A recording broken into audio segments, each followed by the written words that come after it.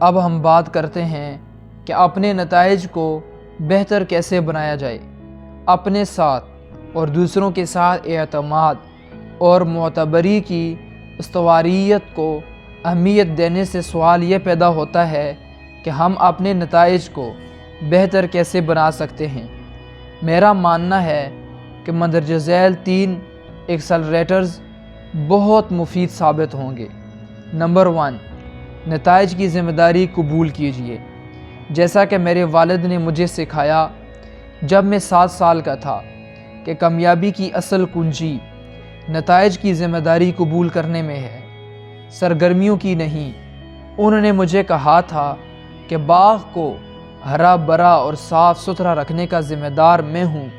انہوں نے مجھے یہ نہیں کہا کہ مجھے ہفتے میں 2 مرتبہ لان کو پانی دینا ہے، یا ہفتے کے دن اس کی تراش خراش کرنی ہے، یا کوڑا کرکٹ اکٹھا کر کے کوڑا دان میں ڈالنا ہے۔ در حقیقت انہوں نے مجھے یہ بتایا تھا کہ میں کسی بھی طریقے سے باغ کو ہرا بھرا اور صاف ستھرا رکھ سکتا ہوں جیسے مجھے اچھا لگے۔ اصل نکتہ یہ تھا کہ جب میں ان کی کہی گئی بات کا خیال رکھوں گا، میں نتائج کا بھی خیال رکھوں گا۔ وہ سبق میری زندگی کے بڑے اسباق کا آغاز ثابت ہوا۔ نتائج کی ذمہ داری لینا ناگزیر ہے، محض سرگرمیوں کی نہیں۔ یہ سوچ تخلیق کو جنم دیتی ہے۔ اس سے آپ کو یہ سمجھنے میں مدد ملتی ہے کہ اگر آپ ایک طریقے سے نتائج حاصل نہیں کر پا رہے تو کوئی اور طریقہ آزمائیں۔ آپ کو فارغ نہیں بیٹھ رہنا چاہیے، ذرا اس تفاوت پر غور کریں۔ سرگرمیاں: میں نے گاہک کو فون کیا، نتائج: میں نے فروخت مکمل کر لی۔ سرگرمیاں: میں نے تحقیق کی اور ایک رپورٹ لکھی، نتیجہ: مجھے گرانٹ مل گئی۔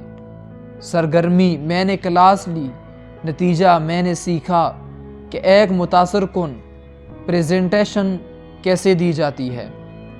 سرگرمی: میں اپنی خوراک میں پرہیز برت رہا ہوں، نتیجہ: میں نے 13 پاؤنڈ وزن کم کیا ہے۔ سرگرمی: میں نے کوشش کی، نتیجہ: کرو یا نہ کروں، کوشش کا کوئی وجود نہیں ہوتا۔ ماسٹر یود: نتائج پر ارتکاز سوچنے کا ایک طریقہ ہے، یہ سرگرمیوں پر ارتکاز سے قدرے مختلف ذہنیت ہے۔ سونی کے کوزو اوہسن ایک مرتبہ لکڑی کا ایک چھوٹا سا ٹکڑا لے کر اپنی انجینئر ٹیم کے پاس آئے اور کہا کہ مجھے اس سائز کا ذاتی سٹیریو چاہیے، جس کے نتیجے میں واک مین وجود میں آیا۔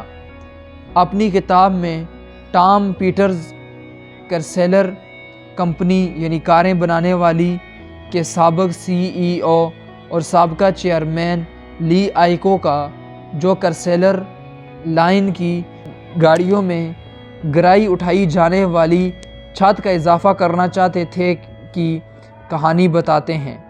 وہ لکھتے ہیں کہ اپنے معیاری آپریٹنگ طریقوں کی پیروی کرتے ہوئے اس نے آئیکو کا اپنے چیف انجینئر سے ایک ماڈل بنانے کو کہا۔ انجینئر، جو صنعت کے معیاروں کو جانتا تھا، نے کہا کہ ہم ایک آزمائشی ماڈل 9 ماہ کے اندر تیار کر لیں گے۔ بہت سے دیکھنے والوں نے آئیکوکا کے غضبناک رد عمل کے بارے میں بتایا، تم سب بیوقوف ہو، جاؤ اور ایسی کار تلاش کرو جس کی چھت نہ ہو۔ آئیکوکا نے اپنی آزمائشی ماڈل بہت قلیل عرصے میں تیار کروا لیا اور یہ ایک حیرت انگیز کامیابی پر منتج ہوا۔ کوزو اوہسن اور کرسیلر دونوں کی کامیابیوں کو مد نظر رکھتے ہوئے یہ بات واضح ہوتی ہے کہ ارتکاز سرگرمیوں کے بجائے نتائج پر تھا۔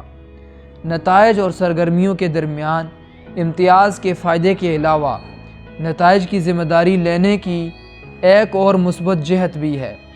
جیسا کہ میں نے باب اعضاء میں بار بار زور دیا ہے کہ نتائج کو پورا کرنا اعتماد اور معتبری کی تشکیل کرتا ہے، لیکن محض نتائج کی ذمہ داری لینے سے بھی اعتماد اور معتبری استوار ہوتی ہے۔ بعض اوقات تب بھی جب نتائج اچھے نہیں ہوتے یا جب آپ کی کوئی غلطی بھی نہیں ہوتی۔